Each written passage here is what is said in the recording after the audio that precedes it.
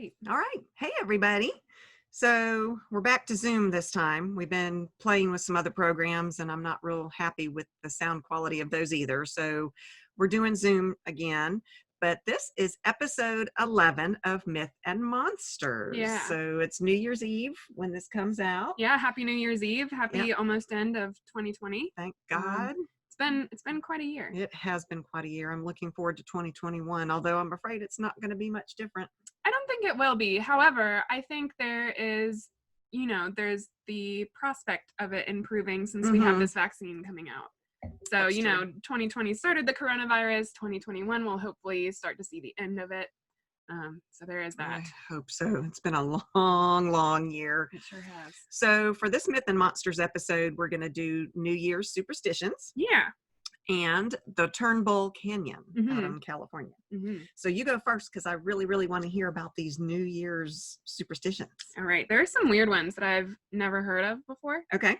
So I think they're pretty interesting. And since it's New Year's, I have time to go and fix it. I don't know about y'all if y'all are not listening to this yet, but we'll see. So the first one is your underwear color. So in Bolivia, the color of the underwear that you don on New Year's Eve is what will ultimately seal your fate for the new year. Oh, Lord. There is a color code online somewhere. I didn't look it up. I was not that invested into this underwear thing. Bolivia? Bolivia. So we look up Bolivia underwear colors. I imagine so. I don't know that would produce a very good search. I don't know that it would either. But for example, sporting red underwear would mean passionate love could be heading your way come January 1st. Okay. Yellow underwear symbolizes happiness. Green means prosperity. White. What about black and white polka dot? I don't have that on my notes. I guess I need to go change my underwear. I guess you do. Are you going to do the black and white polka dot thing? Only if I can find out what it means. You could just wing it. What if it means something horrible? We'll just see what happens. I don't know. Listen, we got coronavirus this year. Next year, it could be raining cats. I don't know. And it'll be my fault because that's what black and white polka dot underwear stands for. Yeah, exactly. Okay. So that's that one, which I thought was really interesting. Yeah, I like that one. Because I've never paid much heed to the color of my underwear on New Year's Eve. Never. Okay. I don't think once. Okay. The second one is labeled Set Fire to the Past. And I like this one. So Ecuadorians do this every year on New Year's Eve to ensure that their new year is not weighted down with baggage. Okay. Like they burn their house down? Oh, no. Listen, let's not get hasty here. Okay, that's called arson. Yes. Explain to me this burning down the... So apparently Ecuadorian locals gather one or multiple, one or more photographs that symbolize everything they don't want tagging along into the new year and burn them. So while scarecrows are set on fire to ward off evil spirits. So it's just getting rid of all the negative, getting rid of anything that you do not want to follow you into the new year. I kind of like that. We used to do something similar when you all were kids. I don't know if you remember. We'd take a bay leaf, and I had those metal marker pens, and you would write a word. The opposite, though, it was more for what you wanted in the new year. Oh, so like something that you're bringing with you. Or like prosperity or happiness, and you'd write that on the bay leaf, and you'd throw it in the fireplace because we'd always have a fire. It's usually chilly here. And the smoke would go out to the universe, and it would help us bring what we've asked for. I do not remember that. Not at all. I think you were little. Oh, okay. Like little, I guess. Yeah. Yeah. No, I don't remember that. Yeah. So the third one I actually knew a little bit about just because of some offhand comments that my previous boss has made. So it's about eating grapes on the new year. Yeah. Grapes. Interesting. Yeah. So in Spain, rather than noisily clinking glasses or exchanging kisses or whatever, that we typically do here in the US, everyone eats 12 grapes to symbolize the 12 months ahead. According to Food Republic, eating the grapes guarantees starting off the year with a little adrenaline rush. The goal is to eat them all within 12 seconds after the new year begins. Can you eat them in the form of wine? No, that doesn't count. Oh, that's too bad. Very too bad. But my last boss is from Spain, and she made a comment one year when I was working for her about, I got to get the grapes. And I was like, I have no idea what that means, but I didn't ask. And this now makes a lot more sense. That's so interesting. I've never heard of that one. Yeah, which actually I just saw that she's on her way back to Spain. So she and her entire family got tested like 3 times so they could hop on a plane Okay. and go to Spain. So Okay. that's what they're doing for the new year. Wow. Yeah. Wow.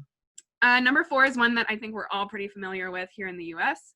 The kiss at midnight. Oh, yeah. Yeah, so kissing a significant other or, the random stranger, cute stranger or whatever that happens to be standing next to you when the ball drops at midnight can mean good things for your love life in the future.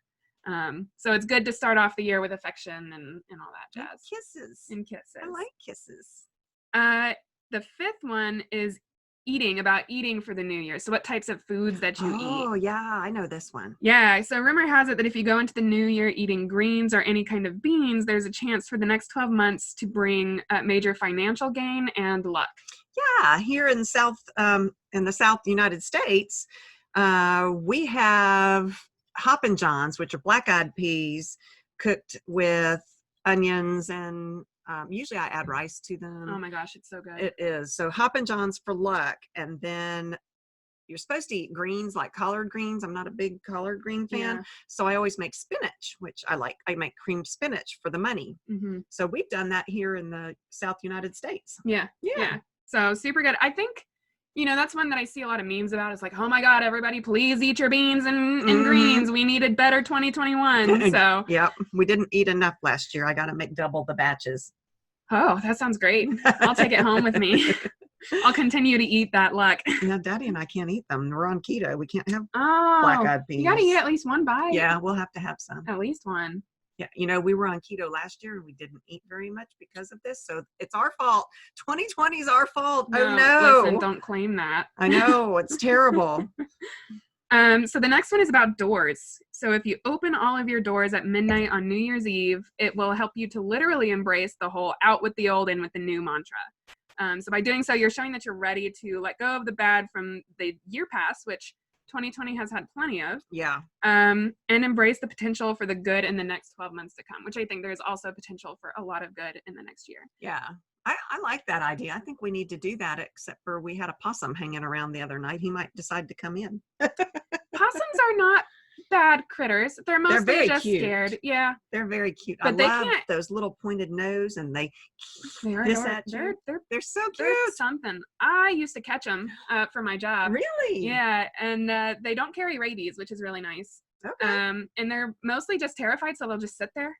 So they don't actually even really dead. Right. If I don't move, they'll think I'm dead. Yeah, exactly. And then they eat ticks. Possums are good things. I didn't know that. They're adorable. Oh, they're great. They're great. So it'll be okay if he comes in the front door. Well, don't let him in the house. He's not a cat. Well, he might be better than our cats. Sometimes our cats are demons, but that's a whole different story. Yeah, that's very fair. Yeah, we have 5 cats in the house right now. It's a lot of cats. And 2 chihuahuas. So. We don't have the dachshund right now, though. Oh, it's true. It's one less dog. It's a lot of critters. Yeah. So the next one is about cleaning and refreshing your home. So according to Chinese New Year traditions, clearing out a messy home is considered good luck. However, there's a catch. Apparently, while Chinese tradition is all for giving your living space a deep clean prior to the new year, there's a specific way that you have to do it. Sweep the home inward, collect the dirt, and then dispose of it out the back door instead of the front door. I kind of like that. I do too. Although, as long as you don't do it on New Year's Day, because I've heard another superstition where whatever you do on New Year's Day is going to be representative of what your year is going to be like. So if you're cleaning, you're going to end up cleaning all year long, and I don't want to clean all year long. It's pretty much my job to clean. I feel like I'm a manager at a lab. That's true. I feel like I'm probably safe cleaning on New Year's Day. I'm going to watch football. Well, that is very That'll fair. be my 2021 watching football. And also on that note, with cleaning and sweeping, the witchcraft ideas of how you sweep, like you said, there's a way to do it. Right. There is a certain way. You remember that Don't you have to do like east to west? There is a way, and it's I don't know what it is. It's like the way with like the rising of the sun to the setting of the sun. Yeah, maybe. But there was that Charmed episode when they went back in time and learned their history, and I had looked it up after that because of our writing, being urban fantasy writers. That's an actual thing. Yeah. So neat. Just don't do it on Christmas Day unless New Year's Day. Oh, New Year's Day, unless you want to be cleaning all year, which actually that probably wouldn't be a bad thing. It's probably not a bad thing. Yeah. So the next one is another one that's really, really popular here in the US and probably around the globe, but I never have really looked into it. But it's toasting your glasses. So making cheers. Oh, the catch on this one, I knew there was a weird thing about it. Don't use water. So Huffington Post reports that you're actually better off clinking empty glasses than ones filled with water. And this superstition dates back to ancient Greek mythology when people would toast to the dead with glasses filled with water. So basically, if you toast with water, you're saying, I wish you dead. Which I feel like is probably not something you want to do for guests in your home. Probably not. Or family, you know. Sometimes when Maybe family have been together over the whole holidays, they're ready to kill each other, so it's possible. What are you saying? I didn't know that. I love my family. Oh, sure. And my glass always has wine in That's it. fair. So you never do toast with water. Okay, I'll remember that. The ninth one that I've got is about, make some noise. So I know when we were kids, we used to jump on bubble wrap to make as much noise as possible at 12 a.m. And you had 4 of us little monsters. So that sounds exhausting. Especially at midnight as a parent of 4. I don't know how you did it. Lots of alcohol. That's fair enough. But this will apparently scare away the evil spirits from entering your life in the next year. So yeah. Yeah. On that line, I know one of Courtney's friends from the past, I don't remember who it was, but she would say that you would take out pots and pans and clang them together. Yeah. You'd actually go out into the streets, I guess, to scare away the spirits, like evil spirits. So we spoke about Charmed a minute ago. Yeah. And there's another Charmed episode where she's running through the house like smacking pans on each other. I remember that to get one. rid of evil spirits. I remember her. Yep. And she's like screaming as she's walking through, and it's like 3 o'clock in the morning. Yeah. So same idea that for was New Phoebe, Year's, right? Yes. I love Phoebe. Absolutely. And then my last one is about comings and goings. So the first person to enter your home in the new year will foretell the type of company that you keep in the new year. Interesting. So be aware of who you're letting into your home first. How do you keep you can't come in? Sorry, the house is a wreck. You can't come in. Thanks for coming. Bye. Yeah, bye. Here, have some food. Right. Food always makes people and then happy. My house is a wreck, so you can't come in, and I can't clean it because it's New Year's Day. I like the way this is going. It's a whole thing. Yeah, it's a thing. I only have water to toast. I can't do it. You know what? And second thought, come on in. Oh, that's funny. Wow. But yeah, that's all I got. So those were like some 10 New Year's Eve superstitions. That's awesome. Yeah. I love those. Yeah. That was cool. Mine is not got really anything to do with the New Year's, but I found it really interesting. It's Turbull Canyon in California. All right.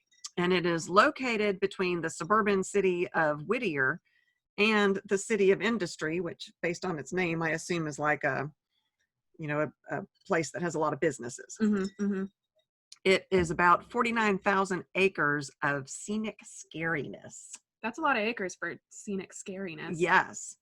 It's named after a drunken Scottish immigrant who was murdered in the area. Oh, well, all right. But I'll get to that. Okay. So before even that happened, if you're looking for a myriad of weirdness, this is the place. I'm sorry, your father just texted me and it distracted me. Wow. He said, okay, and I don't remember what it was that I texted him. It doesn't matter. Anyway, it has a history of Satanists, kidnappers, ghosts, an insane asylum, tragedies, and allegedly a gravity hill. Well, I suppose it is 49,000 acres, so there's a lot of space for things all to these happen. Things. Some residents of the area have called this a landlocked Bermuda Triangle. So that's interesting. This dates back to the Native Americans who first lived here in Southern California. They called it, and I'm sorry for butchering this, Hutunga, which supposedly means the dark place or the place of the devil, which I don't know that they had a term specifically devil in their culture, but evil, right? I'm sure. Because devil is more like Christianity based. So, but place of evil, I'm sure. Right. When the Spaniards moved into the Native American lands, they attempted to convert the indigenous people to Catholicism. Those that wouldn't convert, they murdered. Oh, how nice of and them. Buried them in mass graveyards on this land. It's actually pretty rude. Yeah, very rude. In 1845, the Spanish governor of Alta California deeded the land to William Workman, who ran a fur trapping business. Now, at this time in our history, there was tension between the Spanish, who wanted land in this new world, and the United States, who was trying to gain traction and land in this new world. And so this William Workman was kind of a not a treaty, but an agreement. I guess he was friendly with the Spaniards and he was United States. So they agreed that this was okay for him to have this land. All right. He was not well liked by the natives.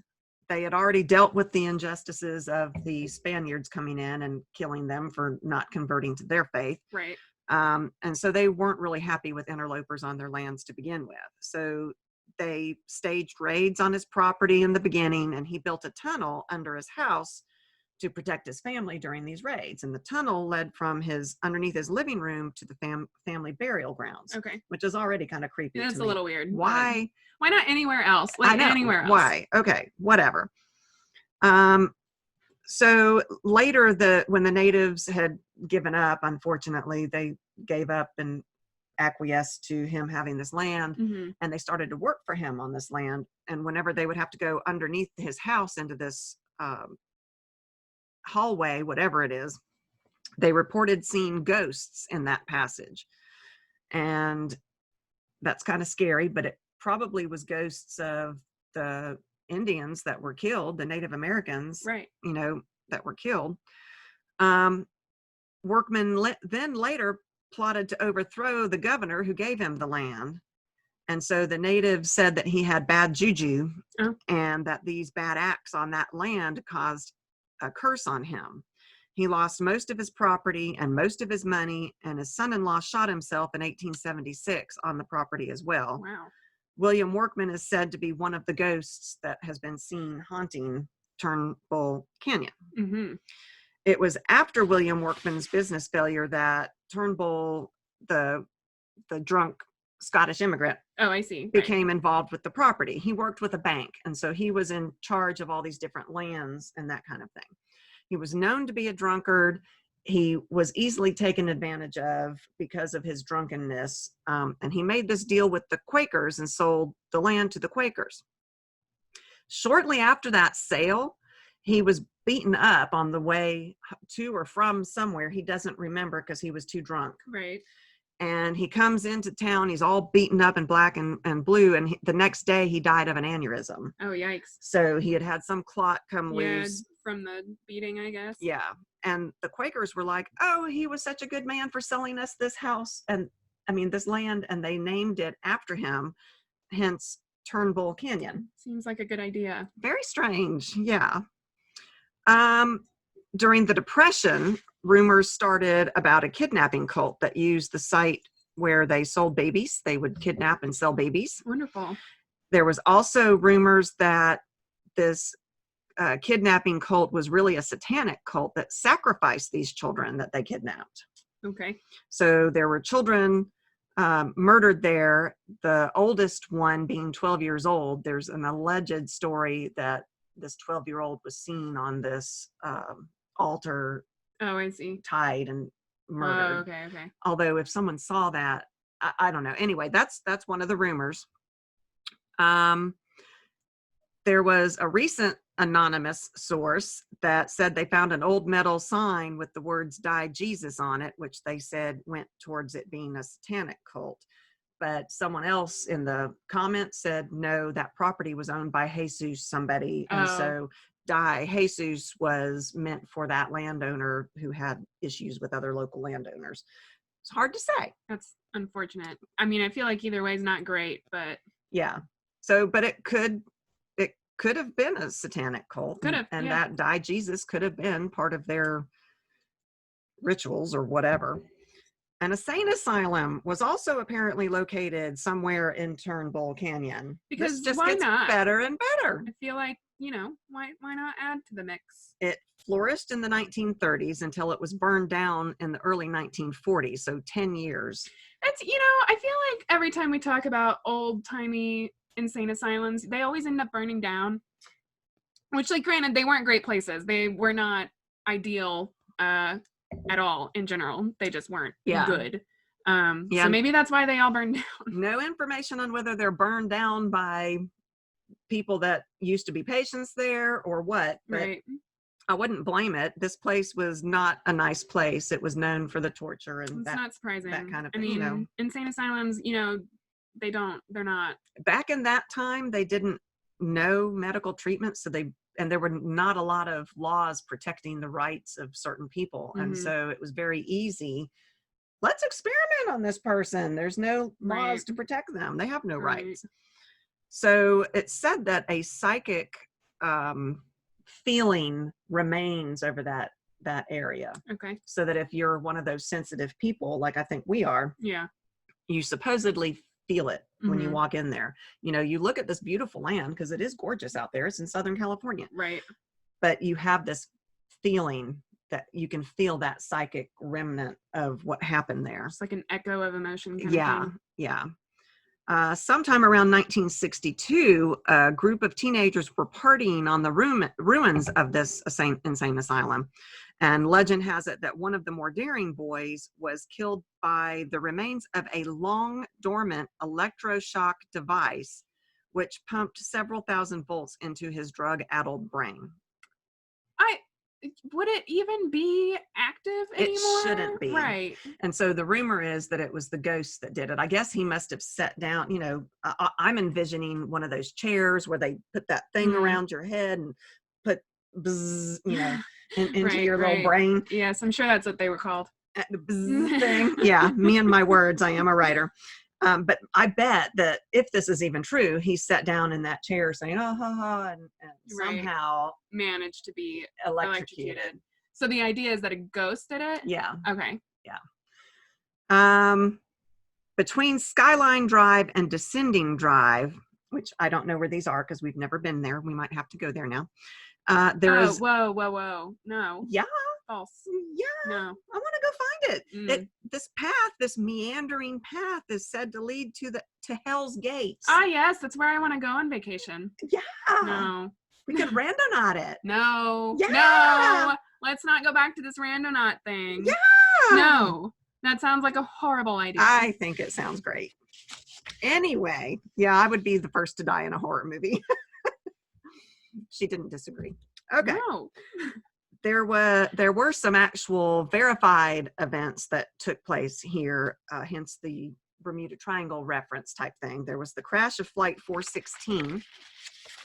It was in 1952, and the LA International Airport Control Tower lost contact with Lewis Powell, who was the captain of Flight 416. The flight was supposed to land in Inglewood, California, and at sometime around 3:30 in the morning, and it never arrived. They did find the remains of this plane, and everybody on board, of course, was killed. Right. They speculate that the reason the plane crashed was because he flew 10 feet too low because of some mysterious fog. And I don't know if they know this because he was in contact with the tower up until then. Or the black box. I don't know how much information back in gives. 1952. Yeah. I don't know. But it crashed. They said that its wings scraped the side of a narrow canyon. It spun out of control and nobody survived. So there's all those people that are supposed to be ghosts in that area as well. Got it. In October of 2002, a 17-year-old girl named Gloria was shot in the head on the road in Turbull Canyon before being dragged by a car for 4 miles to Hacienda Heights. Wow. Her body was found at the crossroads of Hacienda Boulevard and Colima Road, which people that live out there and listening to this may know where that is, but we can't picture it. It was speculated that, unbeknownst to her killers, her foot had gotten stuck in the seatbelt. So after they shot her, she was dragged for 4 miles. Allegedly, the killers were afraid that she was going to testify against them about a robbery that they had committed, and they decided to kill her as she was the only witness to their crime. Right, because a murder charge is better than a robbery charge. Right? What the heck? I mean, I get it. Like, no one goes into murder, like, expecting, like, oh, yes, I'm going to get caught. But okay, like, I know. Come on. In March of 2011, an unidentified woman's body was found hidden in one of Turnbull Canyon's ravines. parts of her body were missing. Oh, well, that's probably like animal. Could be. Yeah. According to the Whittier Daily News, she was found 10 feet deep in an embankment. Oh. With her left arm missing and her body heavily decomposed. Her identity has still not been identified. She has not been identified. Which, like you said, I mean, there's a lot of hiking trails up here. Right. She could have fallen and animals could have. I bet there are a lot of hiking incidents there. This is supposed to be a really famous area for hiking. Right. And it's really beautiful. Yeah, because everybody wants to go find the gates of hell. Yeah. Yes, I do. Listen, this is how you die. Okay. But I want to. Witnesses have experienced the ghosts of children, presumably the victims of that kidnapping / satanic cult. Mm-hmm. And the figures are seen swinging by the neck from the limbs of trees. And if you wait long enough looking at them, they supposedly open their eyes. Okay, listen, why are you going to stand there and wait and look at them? I'm out of here. Exactly. Like, I'll call the police, sure, and then I'll give a statement, but I'm not going to stay there and stare at those dead bodies until their eyes open, especially. Like, no. And then supposedly, this is another little tidbit, that Night Stalker that was a California killer. Yeah. Back in whenever that was, he supposedly was part of the Turbull Canyon cult somehow. I don't know how that timeline lines up because I think he killed people in the 70s. I could be wrong. I don't know. And the cult was supposed to be in the 50s. Right. So I don't know how that lines up, but he was supposedly somehow connected to that Turbull Canyon cult. And then on top of all that, somewhere in that 49,000 acres is supposed to be a gravity hill spot. All right. Well, I'm fine with never visiting that one. I love those things. They are the coolest things. I don't understand why they are. What is it? The metal in the land? Is it aliens that came and did something? I think it's partially, depending on where it is or whatever, it's partially illusion. And then partially there is something going, because I definitely, like, when we went to the one in North Carolina, yes. I could definitely feel, like, it made me feel dizzy, like, kind of weird thing. I felt that weird pressure, and there's definitely something to them. So definitely I would like to find it. But this one is debated because it's very difficult to locate. So I don't, they haven't so people could have just been like, oh, there is one. I found it. Yeah, and then they haven't made a tourist attraction out of it like the one in North Carolina. So give them time. They might find it. Right. But that's all I've got. Well, interesting. So, It's another place to never visit ever. No. We're going to visit these places. No, we're not. I appreciate the enthusiasm. However, I don't want to die. So how often is it that the daughter has more common sense than the mother? Don't know. You guys tell us. Anyway, thanks for listening. We're still working on but software to make this a better quality podcast. So if you all know anything, let us know. Yeah. And we will see you next time. Thanks, guys. Happy New Year. Happy New Year.